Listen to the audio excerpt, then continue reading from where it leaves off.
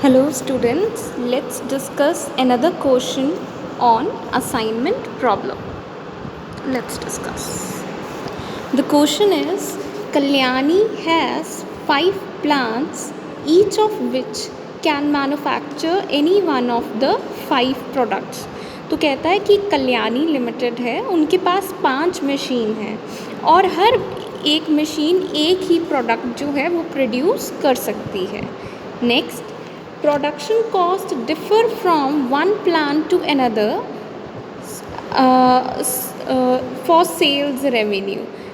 तो यहाँ पे क्या कह रहा है कि हर प्लांट की अपनी प्रोडक्शन कॉस्ट है. मतलब अगर एक मशीन पे आप काम करते हैं तो उसके ऊपर काम करने की कॉस्ट कुछ हो सकती है, वाइल दूसरी मशीन के ऊपर किसी और प्रोडक्ट को आप प्रोड्यूस करते हैं तो उसकी कॉस्ट कुछ और हो सकती है. Next is obtain which product each plant should produce to maximize profit. तो यहाँ पे टू मैक्सिमाइज प्रॉफिट को अंडरलाइन करना है. टू मैक्सिमाइज प्रॉफिट का मतलब है यहाँ पे जो हमें प्रॉब्लम गिवन है वो क्या है, मैक्सिमाइजेशन प्रॉब्लम है. तो मैट्रिक्स आप यहाँ पे देख पा रहे हैं कि एक मैट्रिक्स नहीं, 2 पे ऑफ मैट्रिक्स हमें गिवन है. जो पहला पे ऑफ मैट्रिक्स है वो हमें डिपिक्ट कर रहा है सेल्स रेवेन्यू को, वाइल जो दूसरा पे ऑफ मैट्रिक्स है वो हमें डिपिक्ट कर रहा है प्रोडक्शन कॉस्ट को. सबसे पहले आपको क्लियर होना चाहिए कि रेवेन्यू होता क्या है, सेल्स रेवेन्यू का मतलब क्या है. सेल्स रेवेन्यू का मतलब है, मान लीजिए आप क्या लेदर शूज़ बना रहे हैं तो लेदर शूज़ को आप एक पेयर ऑफ शूज़ आप 500 रुपीज़ में सेल कर रहे हैं, तो वो जो 500 रुपीज़ है वो आपके लिए क्या है, सेल्स रेवेन्यू.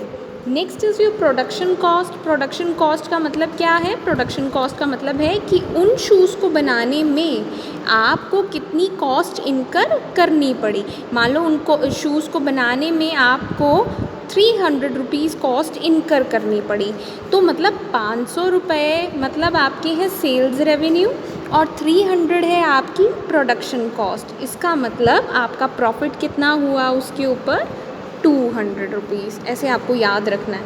अब हमें बोला है मैक्सिमाइज प्रॉफिट, तो हमें इन मैट्रिक्स की हेल्प से क्या करना पड़ेगा, प्रॉफिट मैट्रिक्स जो है वो बनाना पड़ेगा, क्योंकि यहाँ पे प्रॉफिट मैट्रिक्स नहीं गिवन, हमें सेल्स रेवेन्यू मैट्रिक्स और प्रोडक्शन कॉस्ट मैट्रिक्स जो है वो गिवन है. तो ऑब्वियसली हमें समझ आ गया भाई, sales revenue is 500 and 300 is the cost incurred. It means the profit is 500 minus 300, 200. तो यहाँ से हमें समझ आया कि profit is equal to sales revenue minus production cost. तो यहाँ पे आप क्या करेंगे, ये है आपका सेल्स रेवेन्यू 65. अगर आप प्लांट ए पे काम करते हैं और प्रोडक्ट 1 बनाते हैं तो आपको 65 रुपीज़ का आप उस प्रोडक्ट को बेचोगे, वाइल आपको उसकी कॉस्ट कितनी आई, 33. तो प्रॉफिट कैसे आएगा, 65 minus 33. The answer is 32. Next, 78 minus 40. The answer is 38. Next is your 83 minus 43. This is 40. तो आपको क्या करना है, प्रॉफिट मैट्रिक्स बना लेना है. हर एलिमेंट जो एलिमेंट है सेल्स रेवेन्यू में से प्रोडक्शन कॉस्ट माइनस कर देंगे, प्रॉफिट मैट्रिक्स आप बना पाएंगे. Move to next step. उसमें अब प्रॉफिट मैट्रिक्स बना लिया. अब जैसे क्वेश्चन करते थे वैसे ही करेंगे. योर स्टेप 1 इज़ आपको ये चेक करना होता है जो मैट्रिक्स है वो बैलेंस्ड मैट्रिक्स है या अनबैलेंस्ड मैट्रिक्स है. तो चेक कर लेते हैं. The number of rows are 5 and the number of columns are also equal to 5. It means the number of rows are equal to number of columns. It means the matrix is a balanced matrix. It is a balanced matrix of 5 into 5 type. Next is your step number 2। Step number 2 में आपको बताना होता है कि question को solve करने का objective क्या है। तो इस पर्टिकुलर क्वेश्चन को सॉल्व करने का मेरा ऑब्जेक्टिव है कि मैं अपने प्रॉफिट को क्या करना चाहती हूँ, मैक्सिमाइज करना चाहती हूँ। The objective is maximization of profit, और इसीलिए आपको क्या करना पड़ेगा, इस पे ऑफ मैट्रिक्स को कन्वर्ट करना पड़ेगा अपॉर्चुनिटी कॉस्ट मैट्रिक्स में। वो कैसे कन्वर्ट करते हैं आपको देख लेना है कि इस पे ऑफ मैट्रिक्स में सबसे बड़ा एलिमेंट क्या है। तो यहाँ पे सबसे बड़ा एलिमेंट जो मुझे दिख रहा है वो है 50, दिस वन। तो इस 50 में से हर एलिमेंट को आप क्या कर देंगे, माइनस कर देंगे। Let's start. 50 minus 32 is 18। Next 50 minus 38 is 12। Next 50 minus 40 is 10. Next 50 minus 28 is 22 and 50 minus 50 is 0. तो आपको हर एलिमेंट को ऐसे ही सॉल्व कर लेना है और अपॉर्चुनिटी कॉस्ट मैट्रिक्स बना लेना है। Your next step is step number 3 is row reduction. Row reduction में आपको क्या करना है, इनमें जो सबसे रो 1 में जो सबसे छोटा एलिमेंट है उसको सिलेक्ट करना है और हर एलिमेंट में से वो स्मॉलेस्ट एलिमेंट माइनस कर देना। तो सबसे जो स्मॉलेस्ट एलिमेंट है रो 1 में वो है 0। The row remains same. 18, 12, 10, 22, 0। 18, 12, 10, 22, 0। Next is your row number 2। Row number 2 में जो स्मॉलेस्ट एलिमेंट है वो है आपका 10। तो आप क्या करेंगे, हर एलिमेंट में से 10 माइनस कर देंगे। 10 minus 10, 0। Next 26 minus 10, 16। Next 22 minus 10 is equal to 12. Next 29 minus 10 is equal to 19 and next 14 minus 10 is equal to 4. अब रो 3 देखेंगे। रो 3 में जो स्मॉलेस्ट एलिमेंट मुझे दिख रहा है वो है 9। आप क्या करेंगे, हर एलिमेंट में से 9 जो है वो माइनस कर देंगे। तो 9 minus 9 is 0. Next 23 minus 9 is 14. Next 17 minus 9 is 8. Next 15 minus 9 is 6 and next 13 minus 9 is 4. तो आपको रो रिडक्शन ऐसे ही कर लेना है। Next your next step is step number 4, column reduction. Column reduction में आपने क्या करना है, हर कॉलम में से स्मॉलेस्ट एलिमेंट सिलेक्ट करना है और हर एलिमेंट में से उस स्मॉलेस्ट एलिमेंट को माइनस कर देना है। तो कॉलम 1 में मुझे जो स्मॉलेस्ट एलिमेंट दिख रहा है वो है 0। तो the column remains same. 18, 0, 0, 24, 11। 18, 0, 0, 24, 11। Next मुझे जो स्मॉलेस्ट एलिमेंट दिख रहा है कॉलम 2 में वो है 7। तो 12 minus 7, 5। Next 16 minus 7, 9। Next 14 minus 7, 7। Next 8 minus 7, 1 and 7 minus 7, 0। और इसी तरह आपको क्या कर लेना है, कॉलम रिडक्शन कर लेना है हर कॉलम का। अब हम करेंगे असाइनमेंट। असाइनमेंट में देखेंगे रो 1 में जो है एक ही 0 प्रेजेंट है तो उसको क्या कर देंगे, असाइन कर देंगे। और उसी कॉलम में चेक कर लेंगे कोई 0 तो नहीं है क्रॉस करने के लिए। तो यहाँ पे किसी तरह का 0 नहीं है, क्रॉस नहीं होगा। नेक्स्ट इज रो 2 में एक ही 0 है। इस रो में मैं क्या करूँगी, असाइनमेंट कर दूँगी। और असाइनमेंट करने के बाद मुझे चेक करना है कि इस कॉलम में कोई 0 तो नहीं है। तो बिल्कुल एक 0 है, इसको मुझे क्या कर देना है, क्रॉस कर देना है। नेक्स्ट रो 3 में कोई भी 0 नहीं है असाइनमेंट के लिए। रो 4 में एक 0 है तो यहाँ पे मैं असाइनमेंट कर दूँगी। और रो 5 में 2 ज़ीरोज़ हैं, मैं असाइनमेंट नहीं कर सकती। अब कॉलम वाइज चेक करेंगे। Column 1 is already assigned, column 2 एक ज़ीरो है, असाइनमेंट कर दूंगी, और उसी रो में अगर कोई ज़ीरो है तो उसको क्या कर देंगे, क्रॉस कर देंगे। अब क्या करना है, आपने उस रो को मार्क करना है जहाँ पे आपने किसी तरह का असाइनमेंट नहीं किया। उसके बाद उसी रो में अगर किसी उस कॉलम को मार्क करना है जहाँ पे आपने क्रॉस किया, तो ये रहा। उसके बाद आपने उस रो को मार्क करना है अगर उस कॉलम में किसी तरह का असाइनमेंट है। तो देखो इस कॉलम में ये असाइनमेंट है, तो मुझे इस रो को क्या करना पड़ेगा, मार्क करना पड़ेगा। तो अब अनमार्क्ड रो और मार्क्ड कॉलम को क्या कर देंगे, उसके ऊपर लाइंस लगा देंगे। अब नेक्स्ट स्टेप की तरफ चलते हैं। नेक्स्ट स्टेप में जो अनऑक्यूपाइड एलिमेंट्स हैं, जिसके ऊपर किसी तरह की कोई भी लाइन आपको नहीं दिख रही, आप उसको क्या करेंगे, सिलेक्ट करेंगे।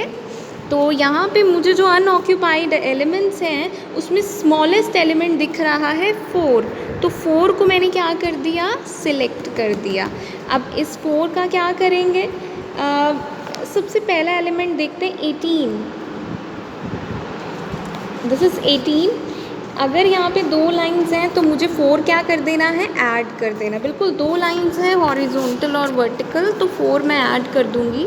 18 + 4 = 22। नेक्स्ट 5 एक ही लाइन दिख रही है तो एलिमेंट अनचेंज्ड रहेगा, 5 ही रहेगा। नेक्स्ट 10 है, एक ही लाइन है, element remains unchanged. Next is 22, एक ही लाइन है, element remains unchanged. Next is 0, एक ही लाइन है, एलिमेंट रिमेन्स अनचेंज्ड।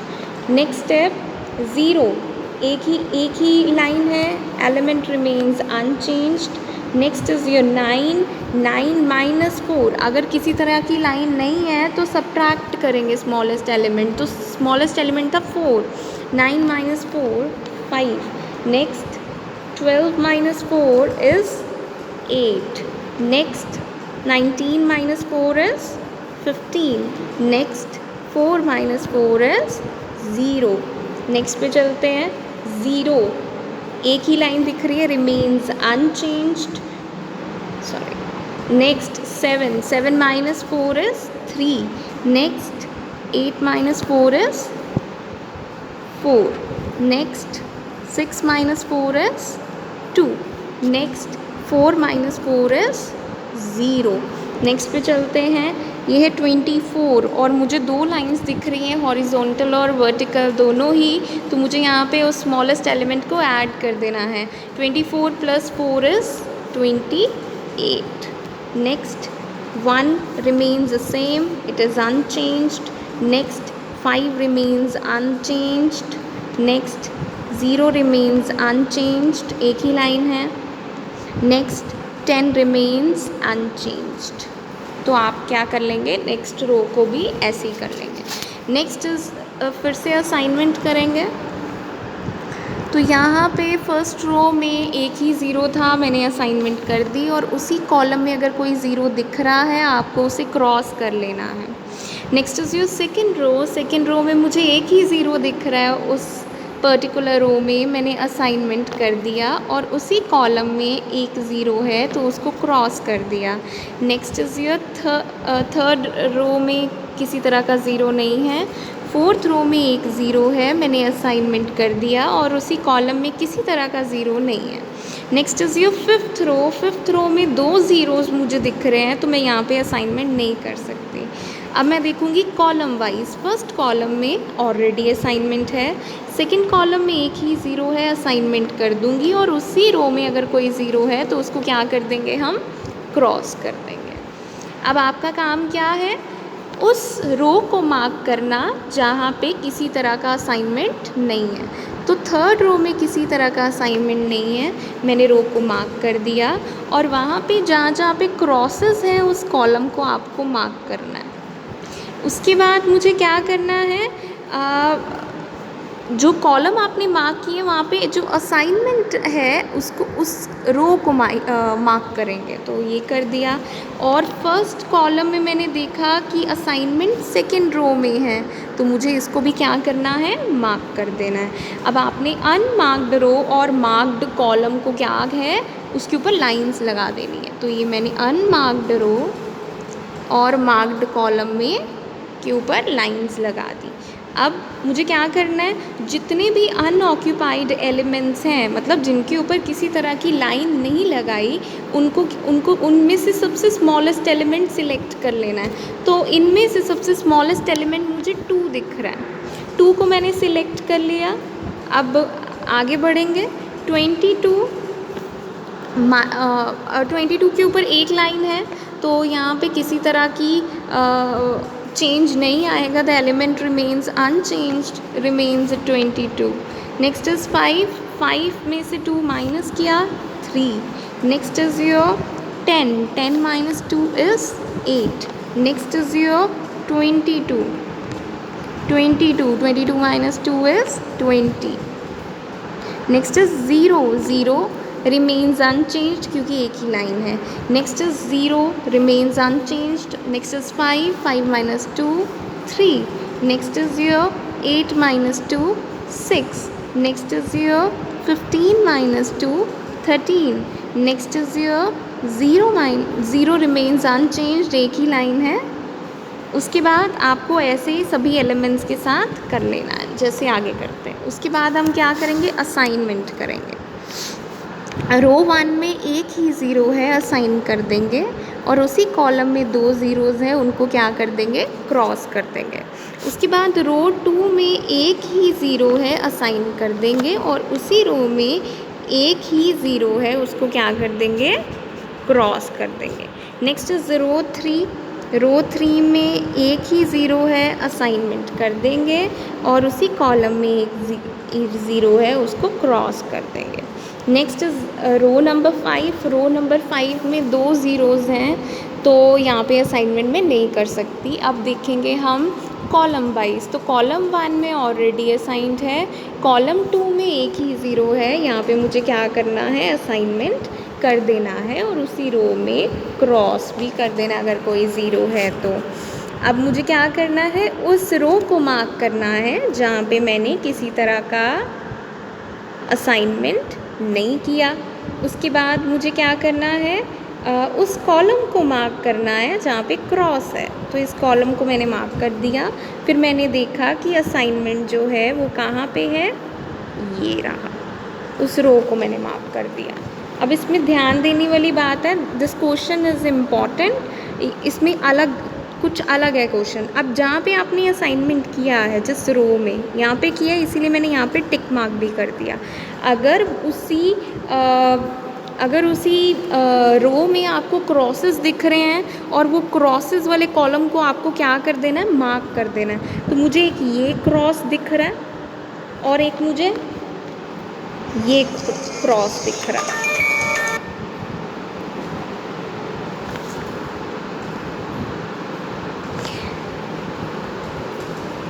ठीक है, अब मुझे 2 क्रॉसेस दिख रहे हैं। ठीक है, अब मुझे क्या करना है, एक ये क्रॉस है और एक ये क्रॉस है। तो मुझे इन क्रॉसेस वाले कॉलम्स को भी क्या करना है, मार्क कर लेना है। तो मैंने क्या किया, इन क्रॉसेस वाले कॉलम को मैंने मार्क कर दिया। और पता है जब कॉलम्स को मार्क किया तो ऑब्वियसली वहाँ पे जो असाइनमेंट है उन रोज़ को भी मार्क करेंगे। तो ये क्रॉसेस वाले कॉलम को मार्क कर लिया, और ये असाइनमेंट ये रही, ये है सेकंड रो में असाइनमेंट। तो मुझे क्या करना है, यहाँ पे मार्क कर लेना है। और इस 5th कॉलम में यहाँ पे असाइनमेंट है, तो मुझे इसको भी क्या कर देना है, मार्क कर देना है। अब मुझे क्या करना है, अनमार्क्ड रो और मार्क्ड कॉलम को क्या करना है, उसके ऊपर लाइंस लगा देनी है। ये रही अनमार्क्ड रो और ये रहे मार्क्ड कॉलम। यहाँ पे मुझे लाइंस लगा देनी है। अब मुझे क्या करना है, जो अनऑक्यूपाइड एलिमेंट्स है उसमें क्या करेंगे हम, स्मॉलेस्ट एलिमेंट सिलेक्ट करेंगे, तो अनऑक्यूपाइड एलिमेंट्स में स्मॉलेस्ट एलिमेंट है 1, मुझे इसे सिलेक्ट करना है और जैसे आगे करते हैं वैसे करेंगे। फर्स्ट एलिमेंट इज़ 22, इस 22 में से 1 क्या कर देंगे, माइनस, सॉरी एक ही लाइन है, remains unchanged. Next 3 - 1 is 2, next 8 - 1 is 7, next 20 remains unchanged, एक ही लाइन है। नेक्स्ट इज 0, एक ही लाइन है, remains unchanged. Next is your 0 remains unchanged, एक ही लाइन है। नेक्स्ट इज 3 में से 1 क्या कर देंगे हम, माइनस कर देंगे क्योंकि किसी तरह की लाइन नहीं है। अब बाकी सब एलिमेंट्स को आपको ऐसे ही सॉल्व कर लेना है। अब करेंगे यहाँ पे असाइनमेंट। सबसे पहले उस फर्स्ट रो में एक ही ज़ीरो है तो असाइनमेंट कर देंगे, और उसी कॉलम में अगर कोई ज़ीरोज़ हैं उसको क्रॉस कर देंगे।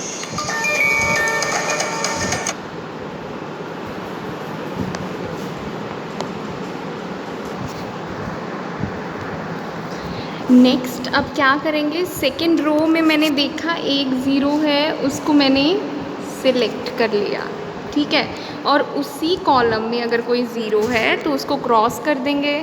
थर्ड रो में देखा 2 ज़ीरोज़ हैं, असाइनमेंट नहीं कर सकते।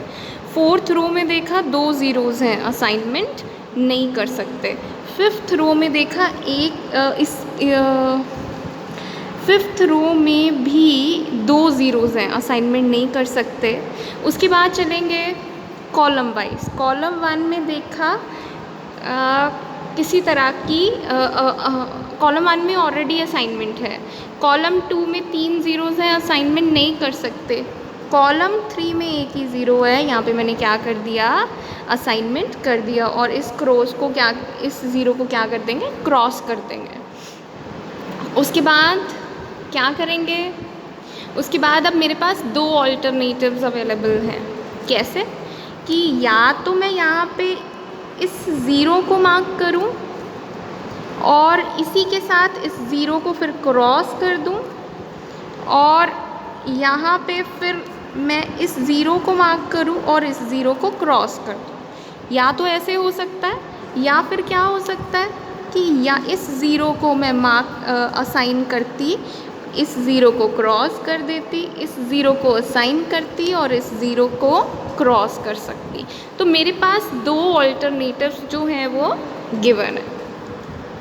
तो यहाँ पे आपका क्वेश्चन सॉल्व हो गया है। अब प्लांट ए की बात अगर करें तो हमने असाइन क्या किया है, 5th product 5, plant B product 1, plant C product 2, और या फिर प्रोडक्ट 4 भी हो सकता है, दोनों हो सकते हैं, 2 और 4। प्लांट डी प्रोडक्ट कौन सा होगा, 4, या फिर 2 भी हो सकता है। नेक्स्ट 2 और 4। ई प्लांट के लिए प्रोडक्ट 3। अब क्या करेंगे, अब यहाँ पे फर्स्ट प्लांट की बात करेंगे। तो यहाँ पे मैंने ए प्लांट के लिए 2 ऑल्टरनेटिव है, मैंने ऑल्टरनेटिव लिख लिए, एक ऑल्टरनेटिव ये, एक ऑल्टरनेटिव ये। अगर मैं प्लांट ए को प्रोडक्ट 5 असाइन करती हूँ, ठीक है, और यहाँ पे प्लांट बी को फर्स्ट प्रोडक्ट असाइन करती हूँ, प्लांट सी को मैं सेकंड प्रोडक्ट असाइन करूँगी और प्लांट डी को 4th प्रोडक्ट असाइन करूँगी, और प्लांट ई को 3rd प्रोडक्ट असाइन करूँगी, जैसे कि हमने पीछे किया है। तो आप देखेंगे प्रॉफिट कितना है, plant A 5th product, check कर लेते हैं प्रॉफिट कितना है।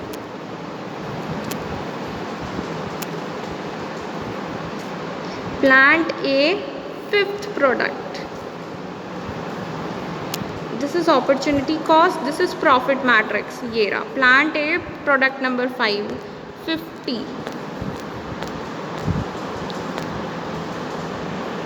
उसके बाद प्लांट बी प्रोडक्ट नंबर 1, तो चेक कर लेते हैं इसका प्रॉफिट कितना है।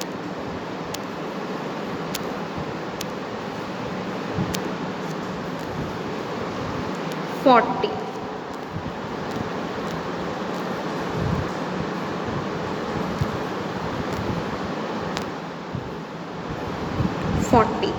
ठीक है। और सेकंड ऑल्टरनेटिव में ये था कि अगर मैं सी प्लांट के लिए 4th प्रोडक्ट चूज़ असाइन करती हूँ तो मुझे डी प्लांट के लिए सेकंड प्रोडक्ट जो है वो असाइन करना पड़ेगा। तो सेकंड ऑल्टरनेटिव यही था और आंसर जो है आपका दोनों ऑल्टरनेटिव्स में सेम ही आएगा, 203 रुपीज़।